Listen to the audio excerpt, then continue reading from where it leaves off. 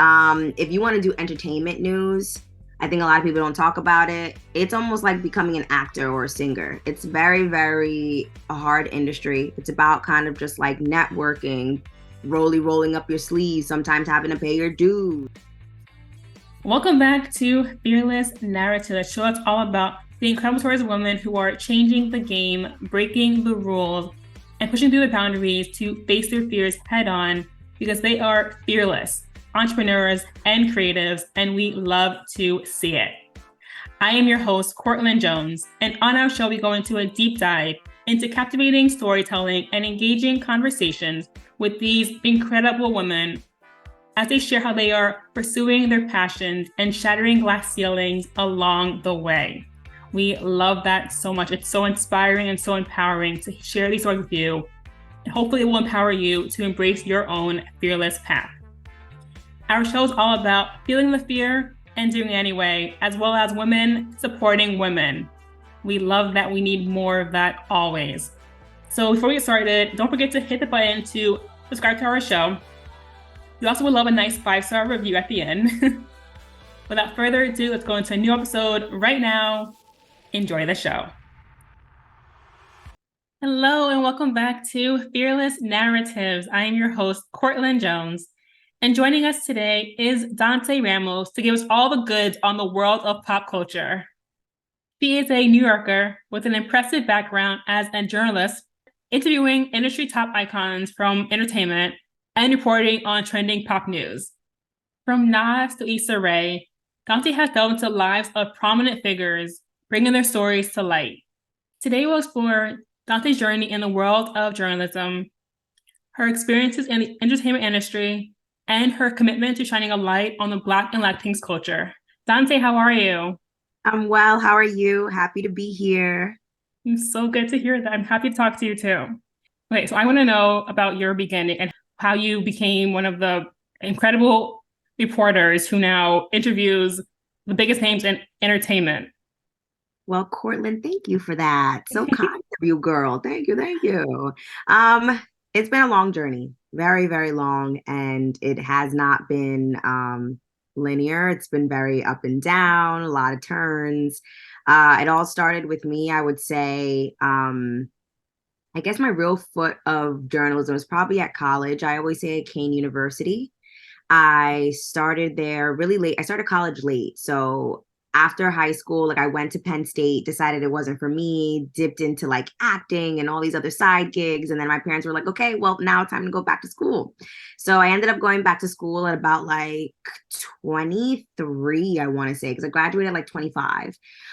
So I started like kind of late. And those 2 years were full of Kane TV, me just going to all of the homecomings, reporting on any new stores or grand openings, talking to the president of our college and building a reel.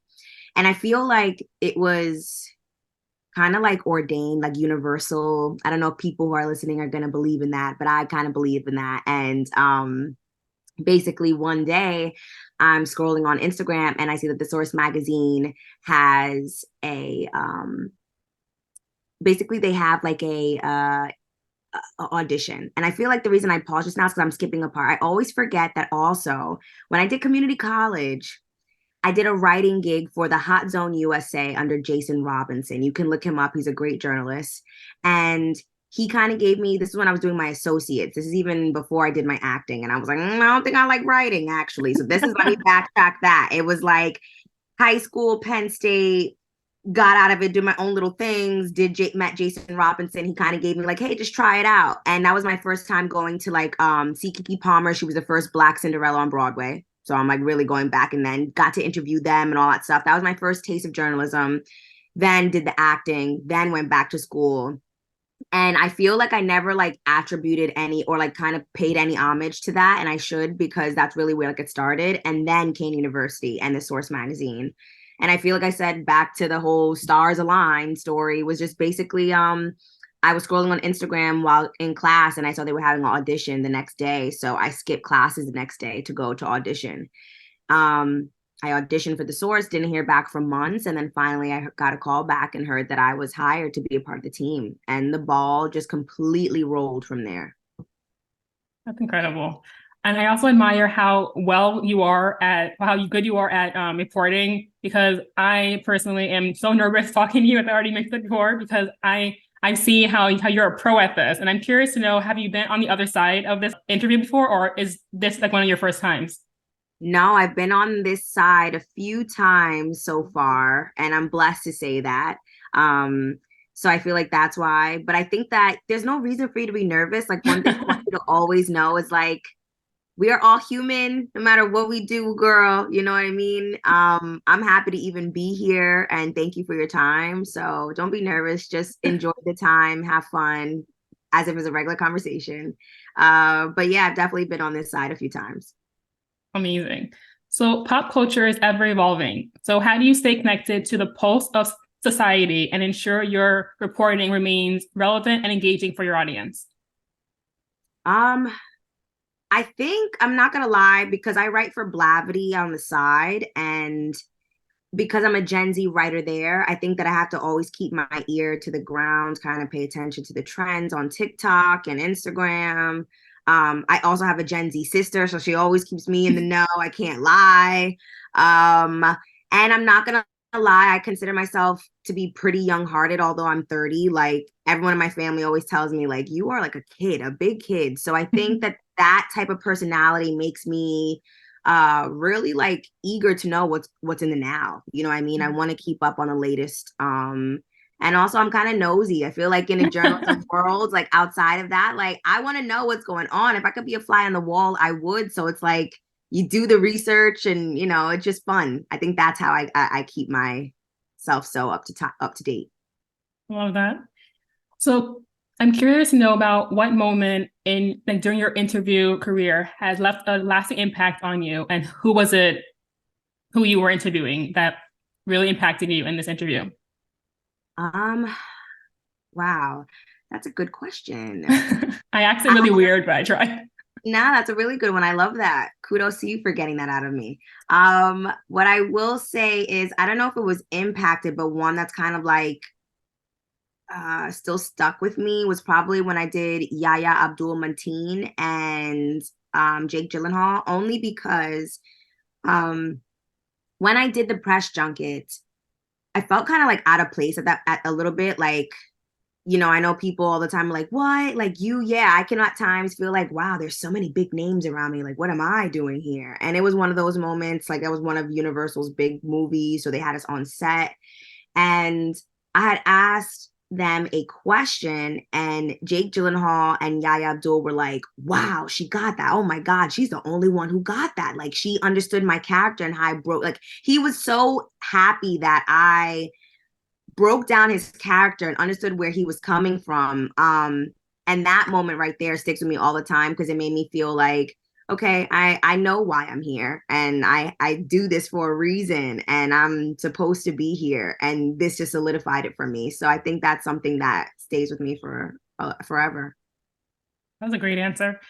You've also worked with esteemed media outlets like MTV News and covered major events like the VMAs and Yeah. BET Hip Hop Awards. What's one behind the scenes experience that you cherish from those events?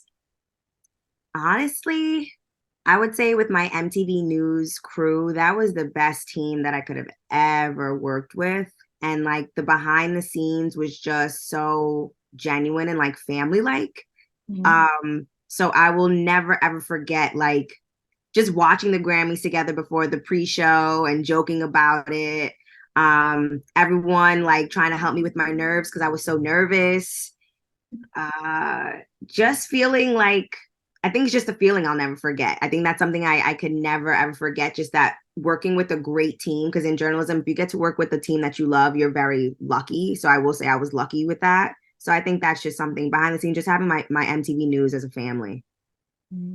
As a versatile journalist, you ventured into on-air hosting, writing, and even movie reviews. Mhm. What aspect of your career do you find most fulfilling and why? Honestly, and I know it's going to be so like cliche, but all of them, they all serve something for me. Whether it comes from movie reviewing because I'm opinionated and someone, you know, taking that seriously, whether that goes from my eagerness of like getting to know or be able to tell stories. Like I love storytelling, and that comes from reporting and writing stories. Whether that's storytelling through interviews or being nosy and interviewing, you know. I think whether even it's content creation, I get to be creative, all of that stuff, it all serves a passion of mine or part of me. So I think that every single part of my job is very fulfilling. I'm very lucky that I get to follow my dreams in some capacity. So I will say that I think all of it is. Okay. And your personal brand, Dante's Inferno, Mm-hmm. collaborates, fun time, collaborates with various brands and promotes Black and Latinx culture.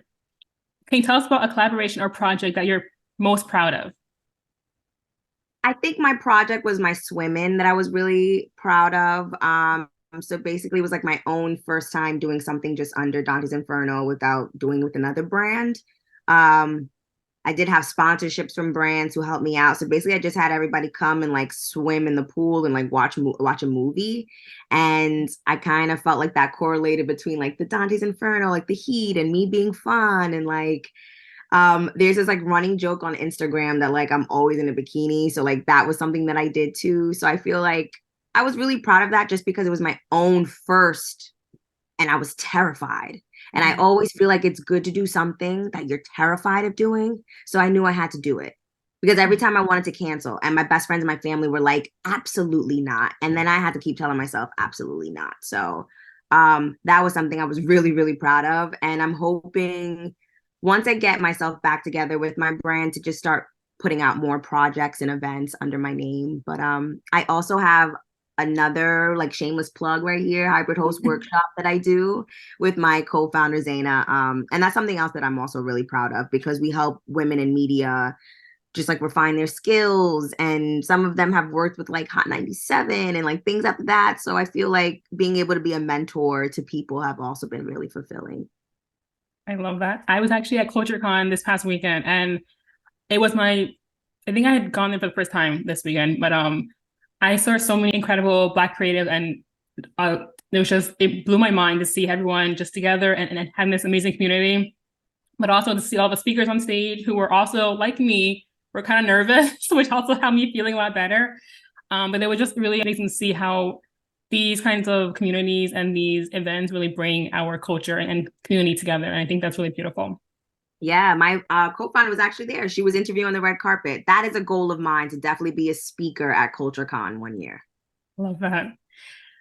Okay, so it can be kind of stressful to uncover untold stories as a journalist. Mm-hmm.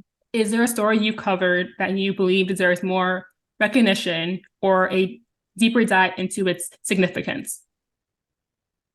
Ooh, that's a good one These too. are hard things to say for me, though. They're good questions. They are. Um, there's a lot of them because I write about HBCUs. I've done a report on the Judy Bloom. I've done Hmm. there's so many different ones. Probably some of my MTV news pieces. Had I say they're a little bit longer, I was kind of hoping, get more I guess in some form, like get an accolade, from the news reporting that we're doing and things like that. I feel like we had some really hearty, great pop culture stories that had to do with culture as well as really relevant stuff. So I don't have a specific one, but I would probably say my MTV news pieces. Also, you're a really good speaker, by the way, and I'm really curious to know, have you always been a strong speaker? Yeah, I get that all the time. I love Um, it. I think it's because of my mom. Like, Mm, and I could turn it on and off because when I do social media content, you'll be like, where is this? Where is this coming from? I think it's because of my mom. She was a teen mom. She was really, really adamant on like me speaking proper. Like, and I'm from New York, and it's like no shade, no tea to my New York. Like, I love y'all Brooklyn New Nights. You know York. what I mean? Yeah, like we know you have a little twang, we have a little accent, and sometimes people are like, oh, I hear your New York accent. But when I'm on camera, it's like my mom's in my voice, and I'm just like, hey, what's up? So I don't know why, but I've been told that all my life that I speak very well. Thank You you. do. Yes. I've been told as a compliment in quotes that I talk like a white girl and it's a blessing. And I'm like, that's not a compliment, but okay. I No, mean, just it's say not that bad, but it's not a compliment. you speak very well and have clear diction. That's all. Thank you. Okay, the world of pop culture can be fast-paced and demanding. Mhm. How do you maintain a sense of authenticity and balance amidst the pressures of the industry? I think that comes with time. Mm-hmm. Because I think anyone, like even me working with my mentees right now, I'm like some of the things that they talk about, I look at it and I'm like, wow, I can't even be mad at you because this was me like 2 or 3 years ago when I was first starting out. I feel like everyone in some ways compare themselves in the industry, wonder why they're not being seen or what they're doing wrong and all these things. So I think that that point of me just saying authentic and like not worrying about what everyone else is doing in the industry is really just, how can I say this? When I got MTV News, it was like this testimony for me that like I am on the right path and what's for me is for me. And that was like my big sign of like, do not worry about what everyone else is doing because every little thing that you did, big or small, when you look back, it makes so much sense as to how you got to MTV. Mm-hmm. And I really do mean that. Meanwhile, I was worried about what everyone else is doing. And it's like what they were doing was not going to get me to where I wanted to be specifically for my career. Um, I think also just knowing what your why is able for you to stay authentic. Uh, my why is always just going to be, I always want to just represent like, and I know that's so cliche, but I do like, but just represent for every small 4'11" girl who feels like they can't be seen in a room, every Black girl, every Hispanic girl, for the dreamers, for people who have dreams and not have been able to dream. I think just being able to stay authentic to yourself in this industry just comes down to knowing what your why is, and also comes with experience of just knowing that what's for you is for you. You've achieved so much success in your career so far. And I'm really curious to know what advice would you give to aspiring journalists and storytellers who aim to follow in your footsteps? I have a few. I would say it would be to like not wait for handouts.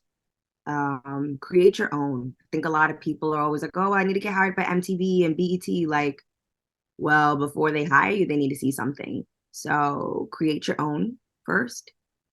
Don't be afraid of that. Number two is know that what you possess is special. Mm-hmm. And I say that because, again, in this industry, it's so easy to compare yourself. Just know what you have is special and use it. And number three is if you really want this, oh, baby, you better strap in. Because if you want to do entertainment news, I think a lot of people don't talk about it. It's almost like becoming an actor or a singer. It's very, very a hard industry. It's about kind of just like networking, rolling up your sleeves, sometimes having to pay your dues. I mean, network, like I said, networking about who you know. Like it's there's no right or wrong. You can literally flip a coin and just meet somebody and something happens. So I just want people who would like to follow my footsteps to just know that you really have to just like strap in. I've been doing this for 6 years and it is trial and error. Sometimes it's tears, sometimes it's smiles, it's not perfect. But again, I am lucky to do and be living my dreams. I love that. I'm actually really inspired by you. I think that's why I was most nervous to talk to you today. I've Oh, done over like 49 interviews now for the last 2 seasons, and I think I felt more confident now than I did in the beginning. But today, I don't know, I was like so scared to talk to you in particular. But oh, and I was at CoachCon, and to see all the speakers that I really admire and like feel they are such great and strong speakers, to see them nervous and to see them like I don't know, more like I guess human, because to see how like it does take practice to get better at speaking and to get the confidence up to do it really well. And I know that I have so many guests that I am striving to interview one day.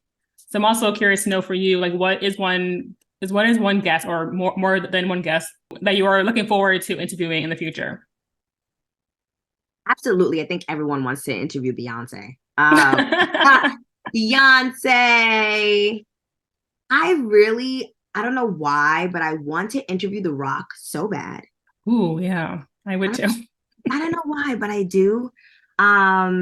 Quinta, really would love to interview Quinta Brunson. Um, and probably Brian McKnight. Hmm. I didn't know he Uh, was still around. right, Brian McKnight. And of course, like all the trendy ones. I mean, I have a long list of like the Cardi B's and the Lottos and the, you know what I mean? Like, there's a few definitely that I want to do there, but for sure, those are some of his little nap. I see that. Wait, so I actually don't know who you have interviewed so far. So like, I guess who would you consider to be your favorite ones who you interviewed so far? Um, I would say Hugh Jackman, Coco Jones. Um, wow, there's so many. Uh, I'm trying to think. Top I five, if Spike possible. Lee. Um, Yeah. I also liked someone who I liked. I did like the Jake Gyllenhaal and Yaya. And another one that I really enjoyed recently was Tyler James Williams. I really Hmm. enjoyed that one too. Love that. Have you ever felt your guest, or have you ever felt that you had a bad interview before with anyone in general? Yeah, but I don't think it was. It was Seth Rogen and Charlize Theron for that their movie they did together, and they were high as hell on carpet. And I feel like it was a really bad interview. It was like a waste of time. So I think that was probably my worst one. Why was it can you like tell us why? Like for you, why in your opinion it was a bad interview? Like what makes a bad interview? Sometimes, okay, so red carpets, you wait really long. So I was waiting so long and my feet were hurting. And it was just like waiting for them to come out. And when they came out, they literally spoke to everyone for like, and mind you, with red carpets, it's not guaranteed you'll even get a minute with a person. Sometimes you'll get 30 seconds, you know? But we had a guarantee with the outlet that I was doing it for that they were gonna come speak to us for a little while. And it was literally like 30 seconds or a minute. So it was like all of that preparation, all the questions, going to the movie junket, watching it, all that stuff I felt was just like for nothing because we didn't even get good sound bites. We didn't even really get anything that was useful. So Mm. I was like, oh, that was bad. Okay, so bonus question. When was the last time that you felt fearless? A time when you were afraid, but you did it anyway. I want to know the outcome of it, like how it all turned out for you in the end. Um, I would say something a little bit more vulnerable would be like recently sharing like my manic depressive diagnoses, and I was terrified of like sharing that. And I feel like we got a positive, support system, and I was shocked by that. And I think that the overall outcome of like sharing that is that I no longer put myself in like this hidden box. I am free to just be myself now. And what you get is what you get. There's no more like me having to like walk on eggshells. Um, and I just feel healthier. I feel free. I feel like I'm taking the right steps because now that I was able to share it in some capacity. And I was definitely terrified. I'm really happy you shared that, but I'm also kind of sad that you had this big fear around it because I feel like mental health has been a more of a accepting thing these days. It's been having us kind of release that stigma, which I think is really great because there is this huge one on it, and I have the same fear, and I'm pretty sure I have undiagnosed something, but I haven't gone to get that figured out yet. But I'm still working on it. But I'm just curious to know, like, even though the world has changed so much, like, why was the fear still, I guess, in you? I think for two things. One is because I think that it's very, and maybe that's just something on me, that's my own perspective, is that I feel like people, it can be accepting, but it's only accepting until like it's actually within like reach. How can I like if that makes sense? Like Mm. I feel like people accept it, but if it was around you or something, how much are you really, Mm. really willing to accept it?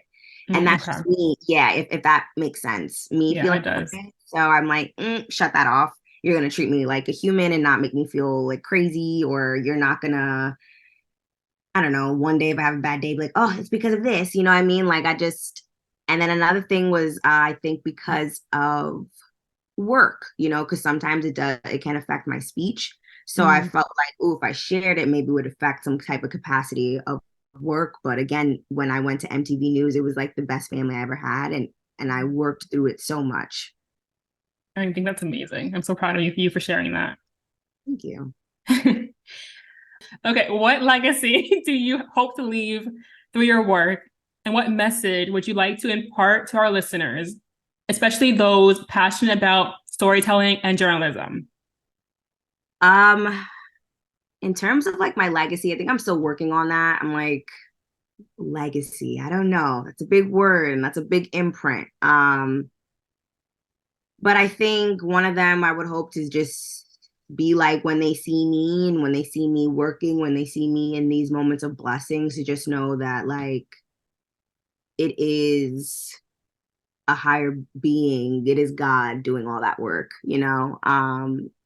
I guess I would want my legacy to be like I am a light, inspiring. And I'm still working on really what else I would want it to be. But I feel like for any advice or last words for anyone listening or wants to be a storyteller is be authentic, be unique. Don't be afraid to ask for help. And most importantly, believe in yourself, because in this industry and what we do, if you are not your biggest fan, if you do not clap for yourself, if you constantly look for outer validation, you may crumble. And again, in this industry, you have to like just roll your sleeves and just do it, know your why. And I wish you the best, because it could get hard out here. But, as long as you have a great support system and a good head in yourself and you just believe in yourself, I really think that you can keep your engine revving, even when there are some slow times. A good way to end the show on this lovely note. So, lastly, how can our audience find you? You guys can follow me on Instagram at Dante's Inferno. I'm not sure if you're going to put that in the captions or something, but it's two E's, Dante's Inferno. Same thing on TikTok. That one just has a underscore behind the last Inferno. And you can also get me on dantesinferno.com. Thank you for joining us, Dante. You have been incredible, and I feel more inspired just hopefully to be a better speaker and journalist going forward. But I really appreciate you for being here today. No problem. You are doing great, girl. Thank you so much, Courtlyn, for having me. And thank you guys for listening. Have a good bye. And that is a wrap. Fearless Narratives airs every Monday, Wednesdays, and Friday. Thank you for joining us today. You have been an amazing audience, and we really love your support. So we also would love for you to give us a nice 5-star review. And until next time, stay fearless.